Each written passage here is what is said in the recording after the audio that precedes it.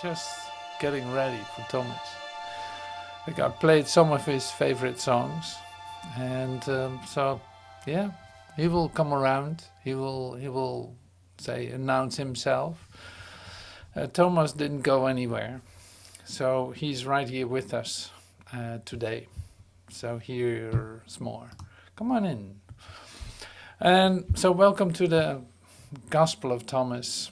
And these are expressions of Jesus, in fact, that he wrote down, that he thought were so important and never to forget, that he wrote them down. And that's to the benefit of all. So today that's to the benefit of us too. Just standing still with some of his expressions. And so they're called Logions. Logion 1, Logion 114, I think is the last one. Logions are not just expressions, but logions are really possibilities for revelation, for receiving. And in that way we are using them too. So today we will have Joel Goldsmith as a special guest, and Jesus is present anyway, so we will use Jesus to, using his expressions as well in the Gospel of Thomas, as in A Course in Miracles, as in the Bible, as in, yeah. So he's all over present. That's really great. And I'm really happy that you are here, that you are present here, and the recognition that there's something there for you that is really giving you something of recognition. And that's what this is all about. It's about your experience. It's not about concepts. It's not about hearing a lot of ideas.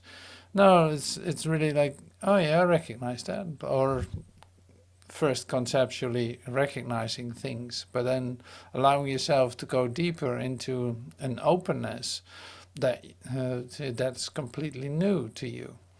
And see, this is a daily practice that we do, like becoming open again, or seeing that, oh yeah, wait a minute, I have to step back. Oh yes, wait a minute, I have to, well, let myself just fall apart for just a second. All my ideas need to go for just a moment, just giving myself space, or giving love space. So it's like you literally say, give space for the abode that is with you. And of course this abode is one of the titles today, Abode of Openness. It's like, where does that take place? That where is that abode? And yeah, that's in you, sure, but where is that in you? Where is that in you? So this is interesting. And so, like I said, using A Course in Miracles, using New Testament, using even one expression from Old Testament in a new, very familiar expression. And of course the Gospel of Thomas, and Joel comes around with expressions of Jesus, but in a different way, but very useful today too, and fun too, I can tell you that. So he talks about, say, holy people, or just somebody that is full in denial, as to if somebody walks into your healing practice being full of denial, it's easier to work with than somebody who thinks this one is holy or something. So yeah, that kind of principle is coming back in one of the expressions of Joel. They're very lovely. That's great. And using it all just to say, bring this in us, in me, bring it, letting it come to life. Allowing that space to be filled with light and love. And that place is always filled with light and love. It's just that my consciousness is preoccupied with something, or thinking that it's so important what is going on, that my ideas about what I think is going on with me is even more important. And it takes up all the space. And there goes my kingdom. Like my awareness of the kingdom. There it goes. So not today, not now. We'll bring it back into, oh yeah, we get out of the way. Now the kingdom can be there. I'm allowing that in my consciousness. And it is given to me by grace. It's not by my doing. So that's another thing that always comes back. It's like, no, this is not of your doing. So you can pay attention here, what's being said, sure, you can be open to receive it, you can open to hear it, but in fact it's not by your doing at all. And that's probably the most difficult thing to get over if you're a real doer, competitor, analyst, competitor, loving your ideas about yourself.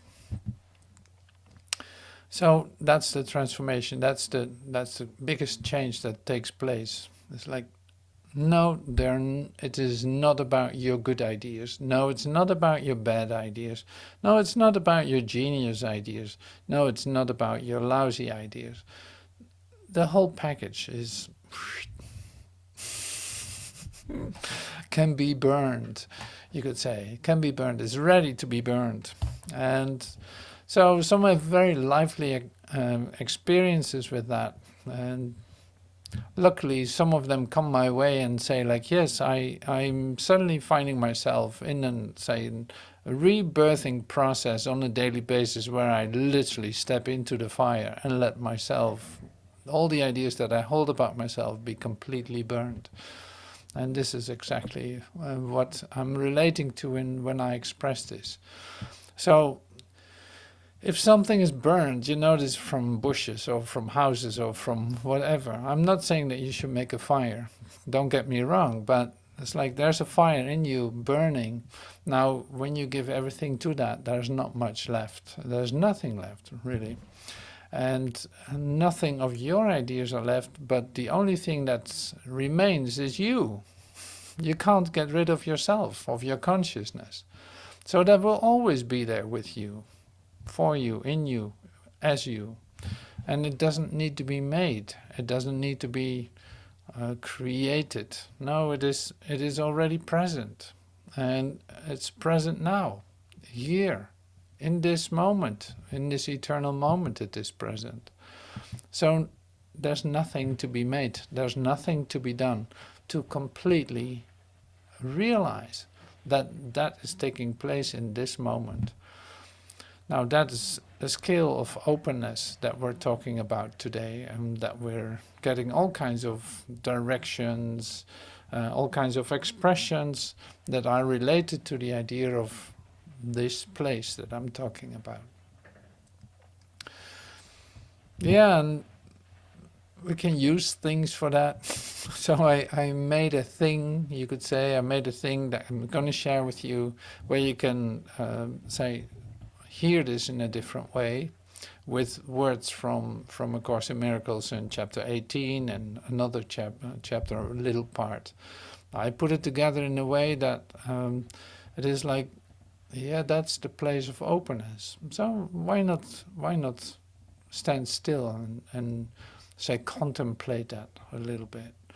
So that's what I'm going to do now. I'm going to play that video, and after that we're going to be quiet for just a moment to let this settle down, or let it be burned up, however you want to express it.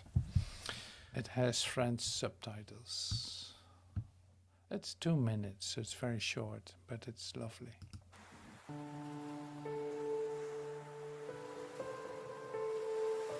The sudden expansion of the self that takes place with your desire for it is the irresistible appeal the holy instant holds. It calls to you to be yourself within its safe embrace.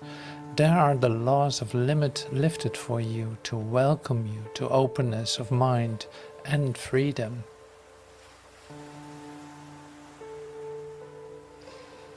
Come to this place of refuge where you can be yourself in peace, not through distraction, not through a breaking out, but merely by a quiet melting in. For peace will join you there simply because you have been willing to let go of the limits you have placed upon love and joined it where it is, and where it led you in answer to its gentle call to be at peace. Now we say Amen, for Christ has come to dwell in the abode you set for him before time was, in calm eternity. The journey closes, ending at the place where it began. No trace of it remains, not one illusion is accorded faith, and not one spot of darkness still remains to hide the face of Christ from anyone. Thy will is done, complete and perfectly, and all creation recognizes you and knows you as the only source it has. Clear in your likeness does the light shine forth from everything that lives and moves in strength is constant, sure as love, forever glad to give itself away.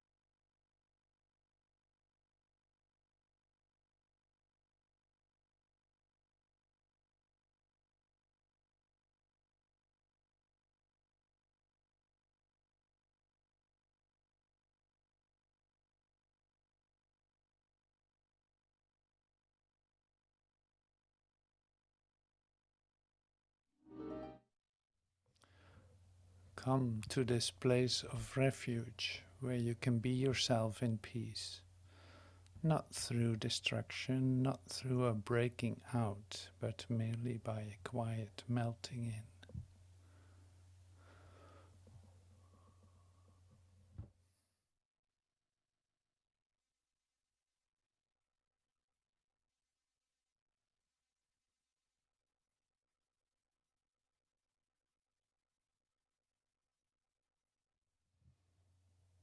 For peace will join you there simply because you have been willing to let go the limits you have placed on love and joined it where it is and where it led you, in answer to its gentle call to be at peace.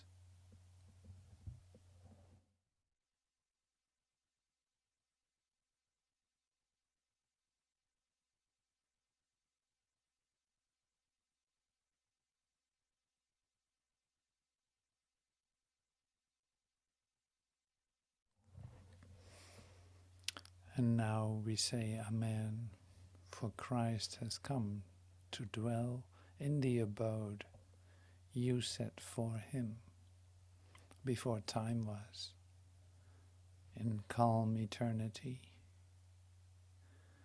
The journey closes, ending at the place where it began.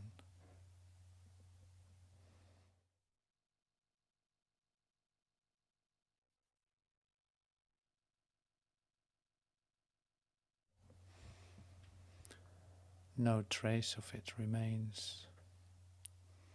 Not one illusion is accorded faith, and not one spot of darkness still remains to hide the face of Christ from anyone.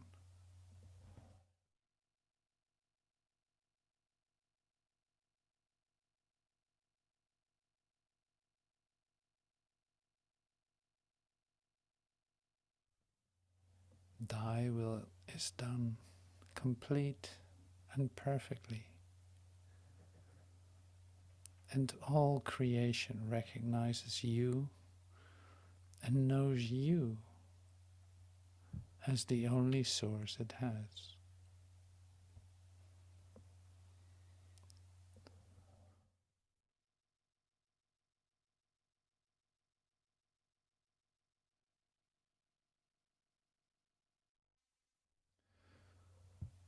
Clear in your likeness, thus the light shine forth from everything that lives and moves, and strength is constant, sure as love, forever glad to give itself away.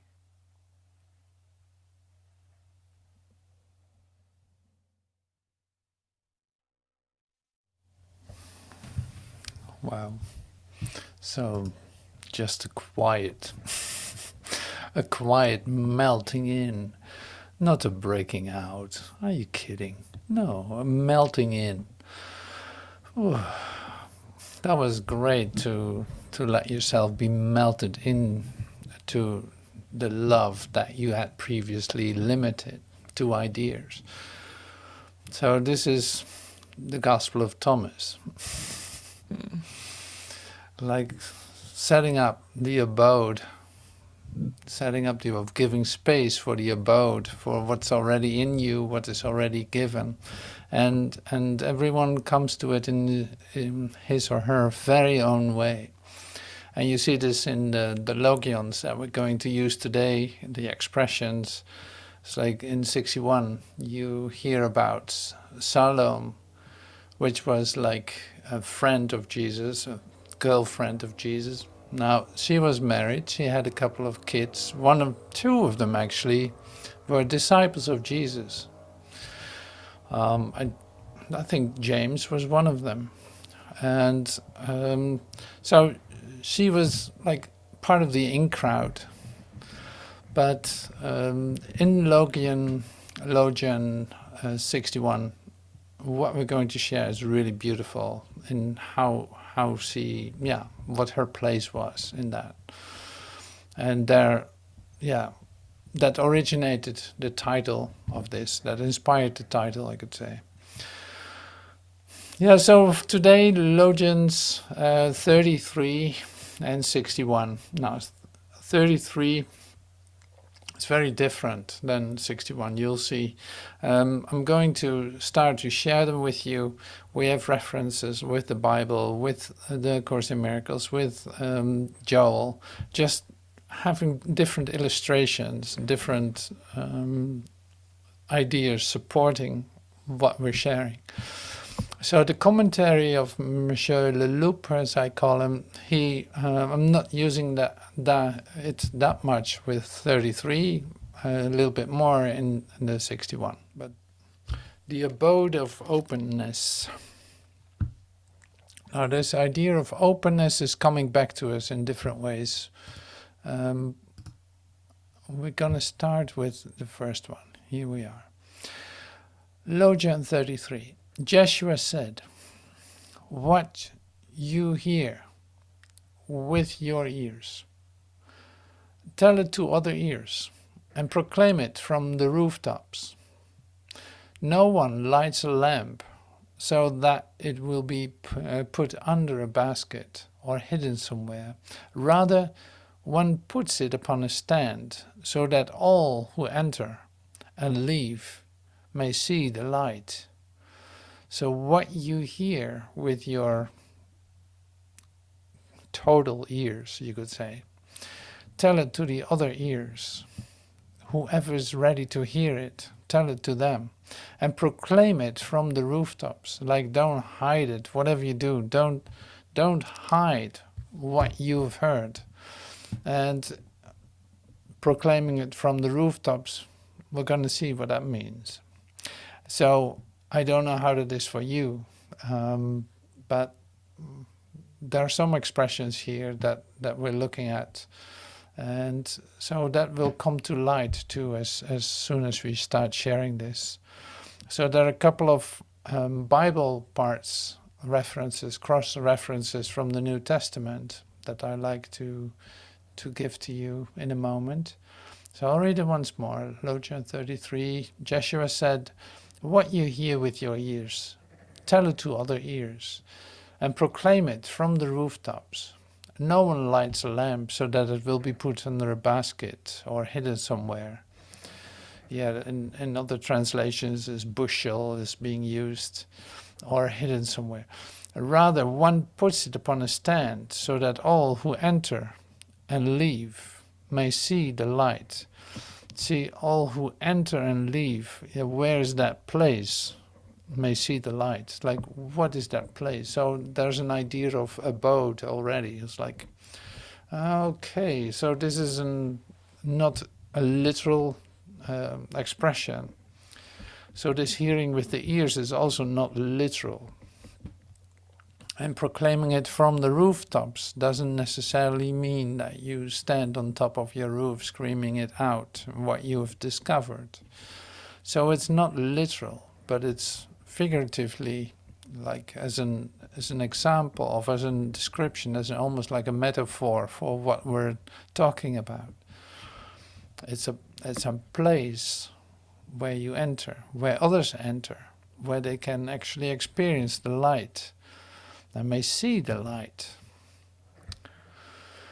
So in Matthew 5, "And they do not light a lamp and set it under a basket, but on a lampstand, and it gives light to all those who are in the house."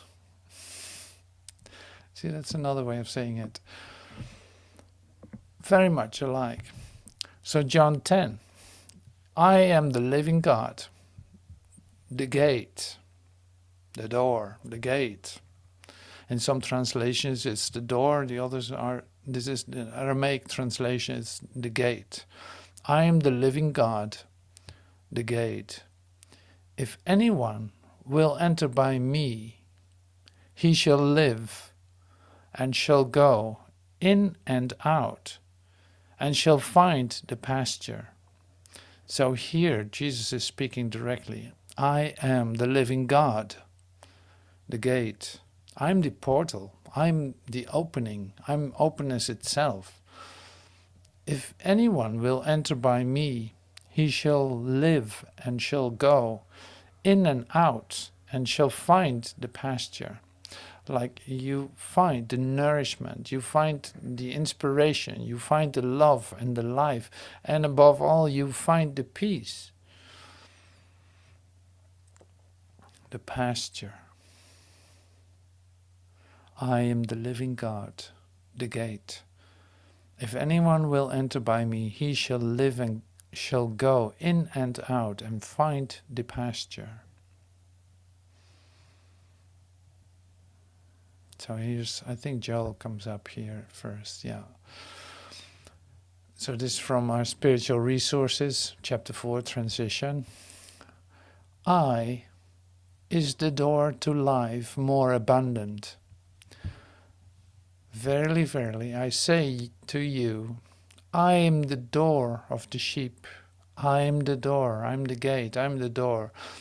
By me, if any man enter in, he shall be saved, and shall go in and out and find pasture. John 10. Jesus reminds us that it is only possible to enter the life more abundant through the door, and then explains that this door through which we must enter in order to experience the more abundant life is a door called I am. I can lay down this life or take it up again. I have God-given dominion. So I is the door to life more abundant. Jesus reminds us that it is only possible to enter the life more abundant through the door, and then explains that this door through which we must enter in order to experience the more abundant life is a door called I am. I can lay down this life or take it up again. I have God-given dominion. Like the choice is still mine. But in the end there's no choice. There's only I. So here you see the idea of door. So we're entering into the door, the place, the abode. So all figuratively, all like metaphors for what we're talking about. So all of this is happening in you, not anywhere else, with no exception. Here is one reference from the Urtext manuscripts.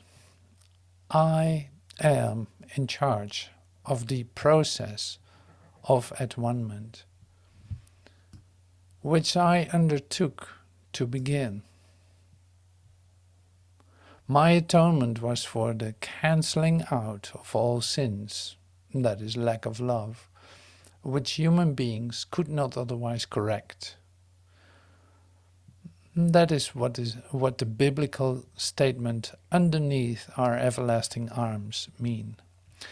I am in charge of the process of atonement, like he is the door. He's in charge of the process of atonement, which I undertook to begin. My atonement was for cancelling out of all sin, that is, lack of love, which human beings could not otherwise correct. That is what the biblical statement underneath are the everlasting arms mean. So this is from Deuteronomy 33.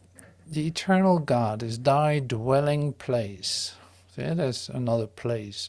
The eternal God is thy dwelling place, and underneath are everlasting arms. And he thrust out the enemy before thee, and said, destroy. The eternal God is thy dwelling place, and underneath are the everlasting arms. And so that has been translated many times.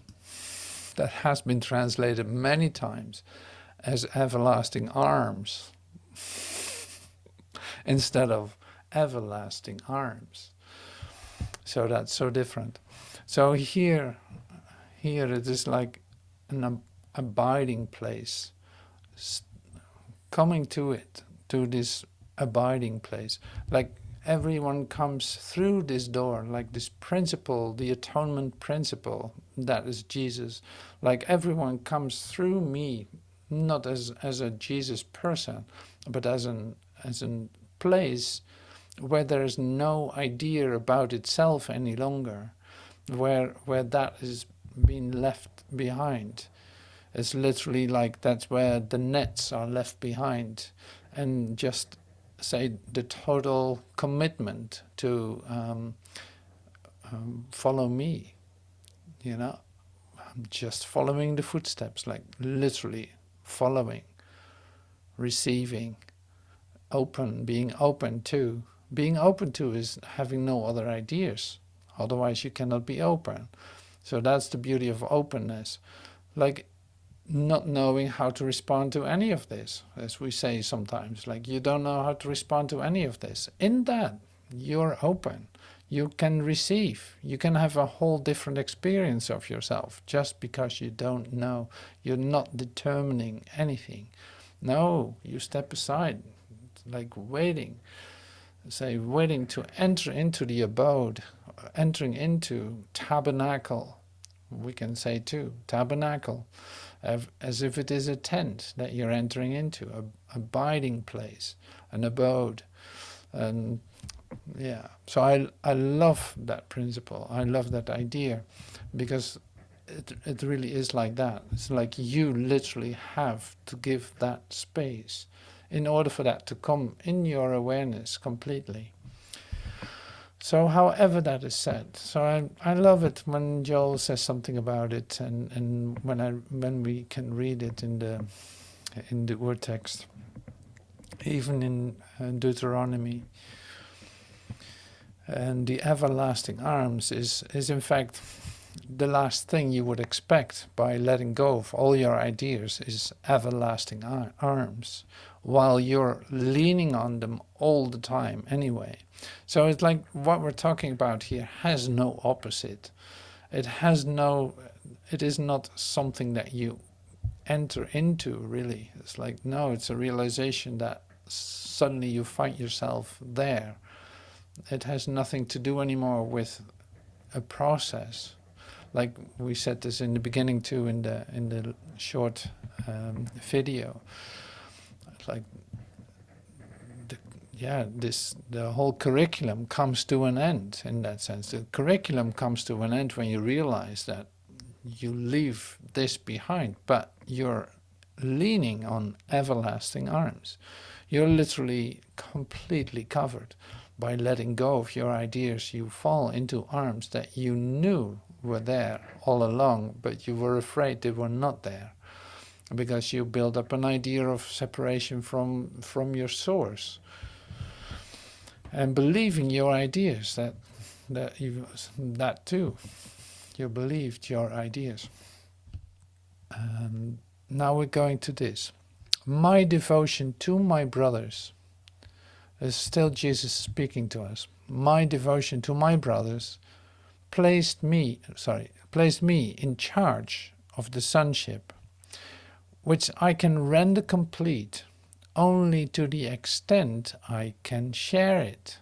Like it needs to be shared. This appears to contradict another statement, and this is really interesting. So my devotion to my brothers has placed me in charge of the sonship, which I can render complete only to the extent I can share it. This appears to be in contradiction to another statement that I and my Father are one, but it doesn't. There are still separate parts in the statement. The recognition of the fact that the Father is greater. I and my Father are one. It is not in contradiction. There are still separate parts in the statement in recognition of the fact that the Father is greater. Actually, the original statement was are of one kind. I and my Father are of one kind. So that's like, you could say it flat out, made of the same stuff. And they're one. But the Father is greater.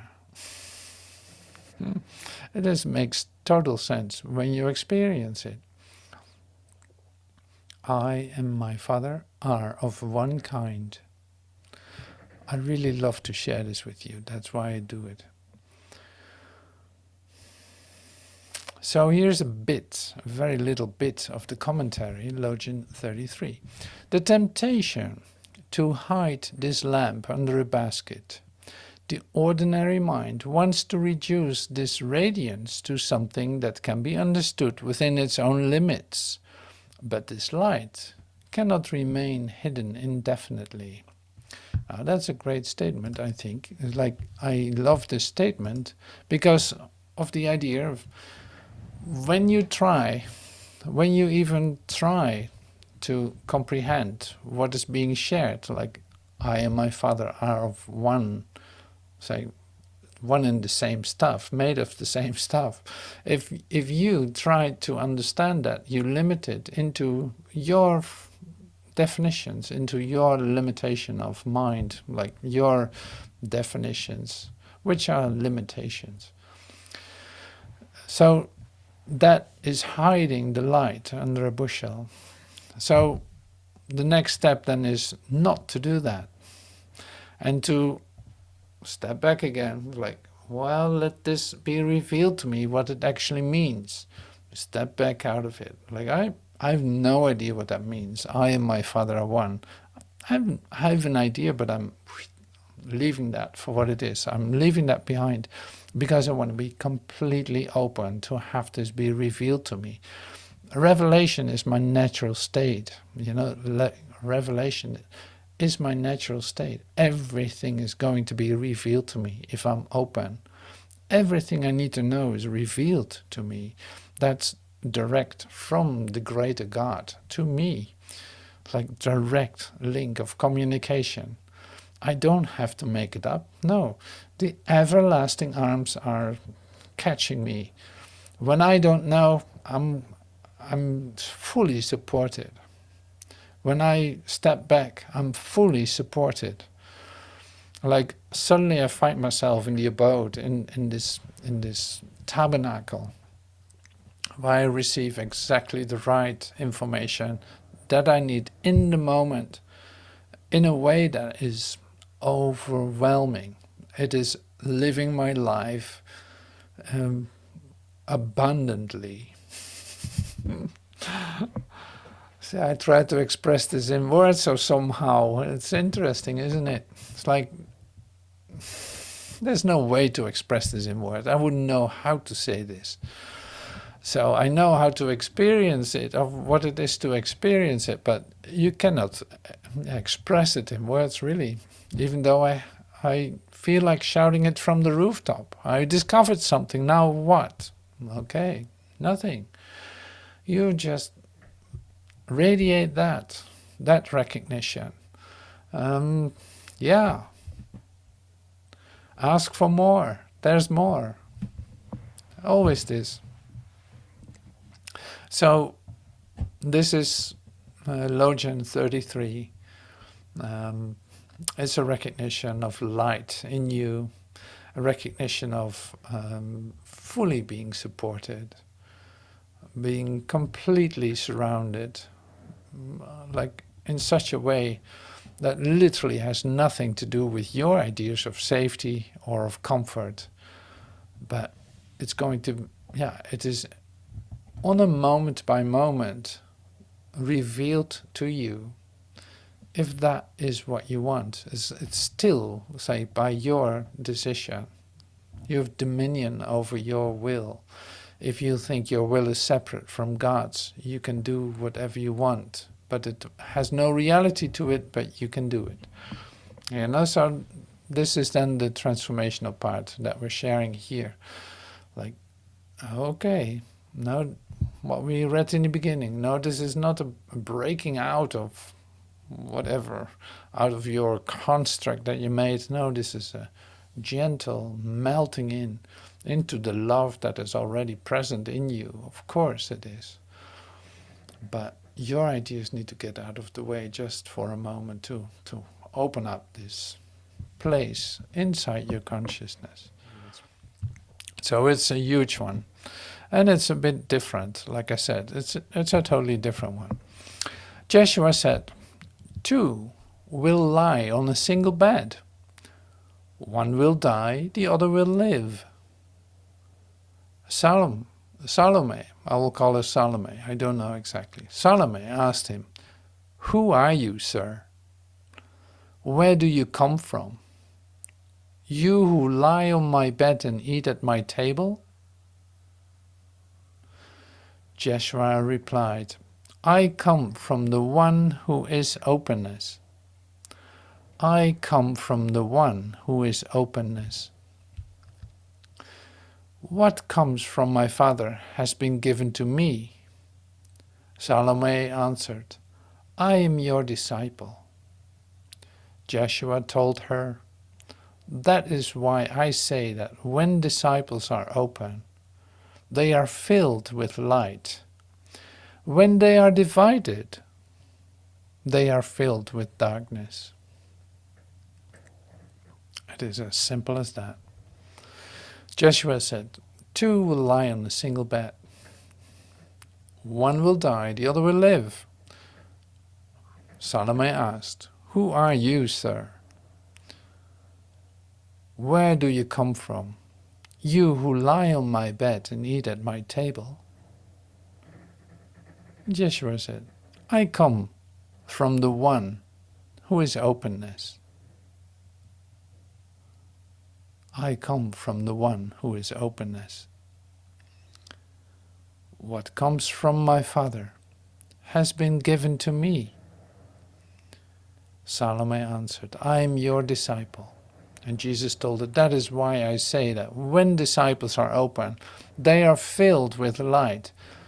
When they are divided, they are filled with darkness.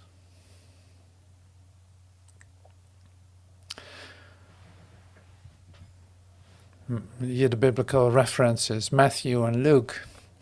Then 2 will be in the field, 1 will be taken captive, and 1 will be left. 2 women will be grinding at the mill, 1 will be taken captive, and 1 will be left. And Luke 17, I say to you, in that night 2 shall be in one bed, 1 shall be taken captive, and the other shall be left. So we go to the commentary right away, straight away. As long as there are 2 in bed, the 2 have not become one. If this persists over time, one of them will begin to dominate the other. One will die, the other will live. It is a dualism that implies a relationship based on power of one sort or another, both in and out of bed. 2 who are one in bed recognize the presence of being that is the source of each of them in all their otherness. Salome is the intimate friend of Jeshua and the initiate also spoken of in the Pistis Sophia. During a time when Jeshua lies on her bed and eats at her table, she asks him who he is, where he comes from, and what is the origin of his communion. He answers, I come from the one who is openness. Rilke, a German famous poet, once said that openness is the least blasphemous name for God. It is the name that is the least defining and qualifying. Openness is the infinite space within the very heart of space, containing all and contained by nothing, containing all and contained by nothing. The whole process of human transformation is one of opening on all levels. The physical, release of stress, the psychic, unraveling the knots of memory, and the spiritual, allowing love, light and forgiveness to live and radiate in us. The goal of this transformation is to dwell in openness, where the body is open to the energies of the cosmos. The heart is open to a deep compassion, and the mind is as clear as a mirror, serenely reflecting the multitude of appearances. A totally open human being is not formless, but is instead capable of allowing the One to manifest. The unity of all things then becomes manifest in and through that human form. As long as there is any fear, constriction, closure, division of the heart, or dualism, the light cannot enter. We can close the shutters on all the windows of the house, which is much the worse for the air inside. Yet the sun goes on shining. Salome answered, I am your disciple.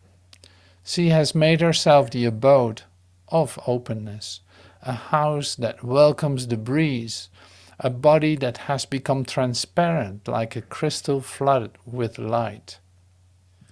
Yeah, that's great.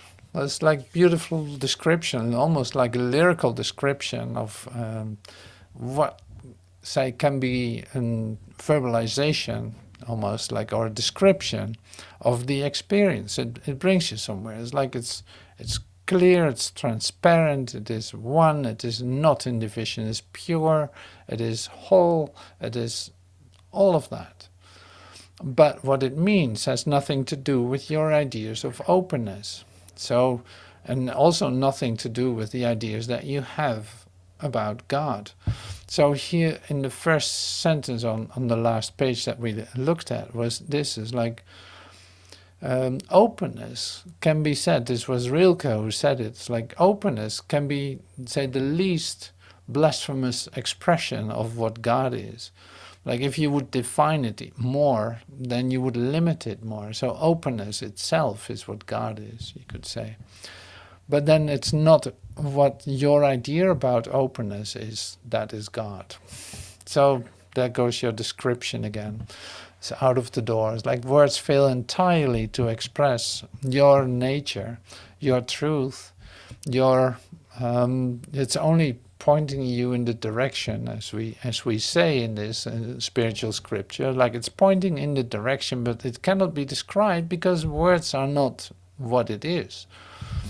So that's, yeah, here, great. Now you know exactly what we are talking about. Like you get it, what we're talking about. But what actually Salome says to Jesus, like they're in this spot where they says he slept in a bed, he ate at their table, and now she's wondering, it's like, where am I? Where are you from, actually? I didn't even get your name. What was your name again?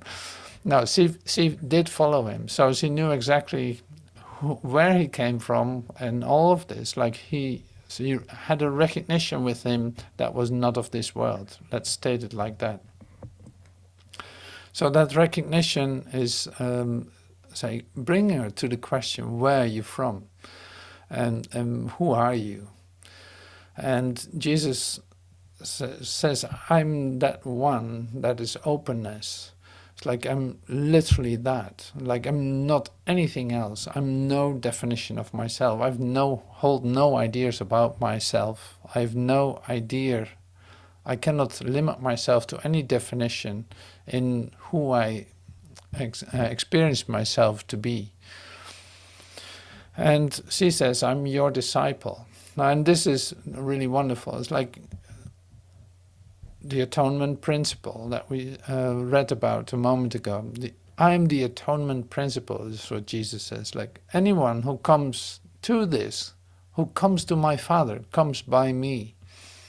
And that's also great. If that offends you, there's some work to do. Get out of the way. That's one of the works. Get out of the way. Anyone who wants to come to my Father comes through me. Like in my recognition of my non-definition, of that I have no way to describe my beingness, I can enter in. And this non-definition beingness is what Christ is.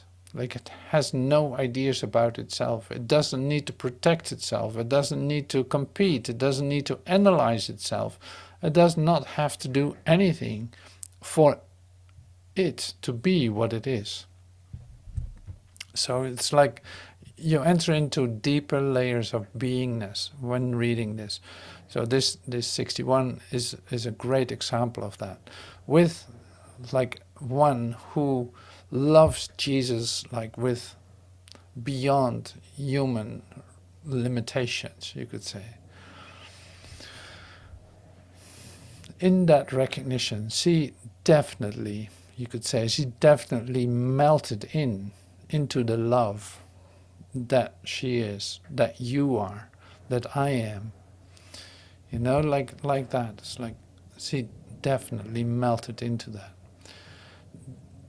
Did she look for a definition of it? No. Did she say, did she offer, or did she become the abode of openness? Absolutely. So this is so great. So it's like completely beyond the human definition of two bodies in a bed, you could say. This is completely beyond that description. It has nothing to do with it. So there's a recognition of oneness, of a communication with the Father. So being willing to enter through the portal called I'm the gate, I'm the one, I am that, I am what I am. I enter in through that. That is my portal. And that has nothing to do with any idea that I ever valued. Yeah, I promised to give you one more expression from Joel at least, so there must be more. So now I'm getting curious too. So I am your disciple is what Salome answered. She has made herself the abode of openness, a house that welcomes the breeze, the air, the inspiration, a body that has become transparent, like with no ideas left about it, no desires, no ideas, no expectations, no patterns, no habits. No, the body has become transparent, like a crystal flooded with light.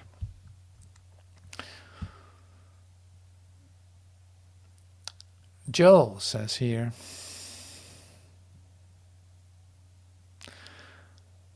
this is interesting. Wow. Okay.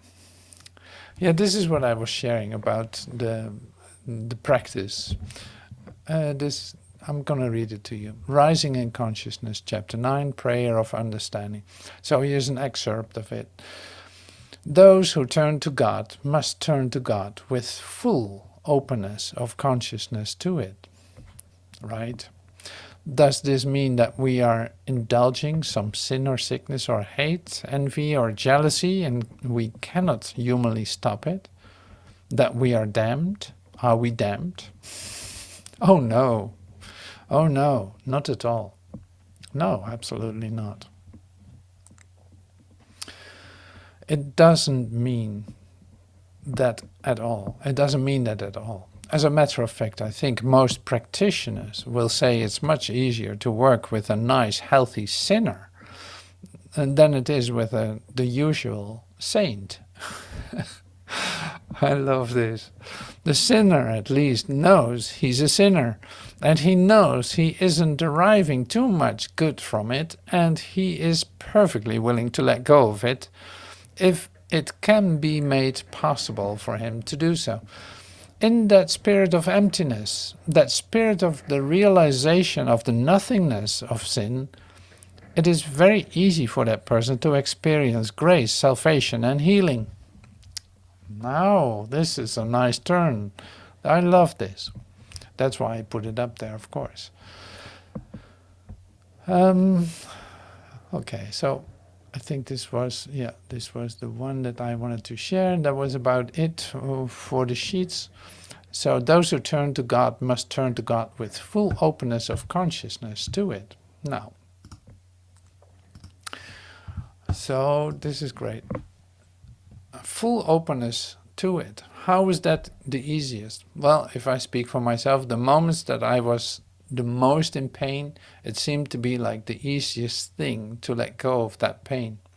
It was so much like in my face that I really had no appetite to hold on to it whatsoever and could release it. Like I had great experiences letting that go. Felt like a cross was like dropping off my shoulders. So was I a holy person? No. Was I full of sin, or was I so guilty as hell, you could say? Oh yes, I was. I was guilty as hell. I felt guilty as hell. Yeah, so that's a great starting point for a release of that. You know exactly what hurts. And for that, like, you can use it for that. Not that you have to look for situations to be in much pain. Don't get me wrong. But you know what I mean. It's like, this the same as in what we read in the beginning with breaking out. Like, you can cause as much trouble as you want. If you think that has anything to do with transformation, forget about it. Speaking from experience too. It's like, I tried it all, I guess. Yeah, that's true. That's true. Yeah, I did. I did try it all. So that isn't it either. Breaking out is not going to work either. But a gently melting in is what you're afraid of when you're breaking out. You think you need to turn the world upside down as a dramatic episode in which the change can occur. And it's like, no. No, actually, no. You don't have to do that. Okay, you put yourself in much pain. That can make it easy for you to release the guilt that you're feeling. Say, being more aware of, the trouble that comes with limited identity, limited thinking as a human being, with the whole package of human reference. But the melting in is where you were afraid of, forgetting that everlasting arms are surrounding you no matter what you think about yourself. Like, of course it has nothing to do with your ideas. What do you think? There's a whole universe out there, and you think your ideas are so important that you cannot let go of them? All right, so that's a confusion of, a level confusion, you could say. And definitely a confusion of proportion. So releasing that, great, wonderful, get out of the way, sure, absolutely. So does it have to do with a bed, with two bodies in a bed? No, it does not have to do with two bodies in a bed. Does it have to do with a body at all? Well, if it is completely transparent and has no ideas, desires, or expectations or patterns, crystal clear bodies, hey, no problem. You see, it's all say we use language really as an images, aren't we? So this is also not where it's about, but it is used to make it clear that what we speak of, what we are experiencing in the oneness that we are, like in the oneness that is right here, that I and my Father are, say, of one kind. That is exactly where we cannot speak of. That is a revelation to us. It's going to be given to us as a revelation. And a revelation, by the way, is a one-way street from God to you, and not the other way around. So it's complete a grace shower for you. So this is what I wanted to share with you in the Abode of Openness. I hope this, resonates with you, and definitely you have every possibility to recognize this, since there's only one of us, and it's you. So you are what the love of God is. You are created by the love of God. You are the openness. You are that what cannot be defined.